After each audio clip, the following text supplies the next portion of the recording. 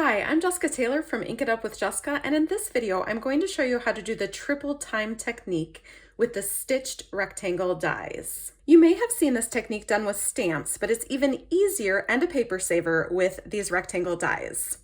You can make your card either horizontal or vertical, depending on how you cut your paper. You'll need your die cutting machine, and if you're using the Stampin' Cut and Emboss machine from Stampin' Up, your sandwich is going to be the number 1. This is the big platform, followed by the number 2 for cutting dies, and a number 3 clear plate.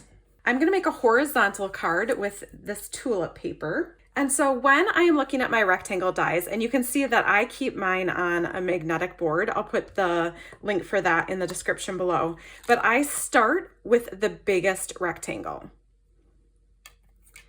Then I skip 2, and then go with kind of the third, I guess you would say, rectangle. And then I skip 2 again, and this is the second smallest rectangle in this bunch. So then we're just going to work on lining these up. If you have any kind of magnetic platform for your machine, that is super helpful because it will keep your dies in place right where you want them. But I am going to just line these up as best I can. And then you can use a Post-it note, or I have some of this kind of Post-it tape that I'm going to put across it to keep it in place. So that's just going to kind of hold the dies where I want it. Then I'll put another 3 plate on top and run this through my machine.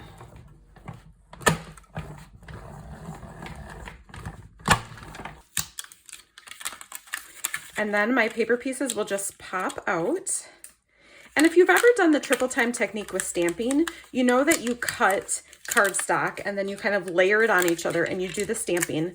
Well, this, because the design is already there on one sheet, you're really saving paper. And your card is going to be less bulky because it doesn't have as much cardstock in the middle. I'm choosing to use Evening Evergreen for my card base. So I'm going to take an 8.5 by 11 sheet and just cut that in half at 5.5. This kind of lets the tulips really pop off of it. I'll score that at 4.25 inches. So then once I fold this, my largest piece is going to fit on that. That means that I just need to make mats for behind these 2 pieces. I will share the measurements that I used for the 2 cards I showed you in the description below, but I want to show you how I did it, because if you don't like measurements, I actually just eyeballed it when I put this card together. So I kind of line it up with the thickness of a mat that I want. You'll notice on this card, I did a really thin mat for these inside pieces. And on this card, I did a thicker mat. So this is about 1/4 inch. This is about 1/8 inch bigger. So I'll just line this up about where I want it. So this one is a little bit bigger than the first one I made.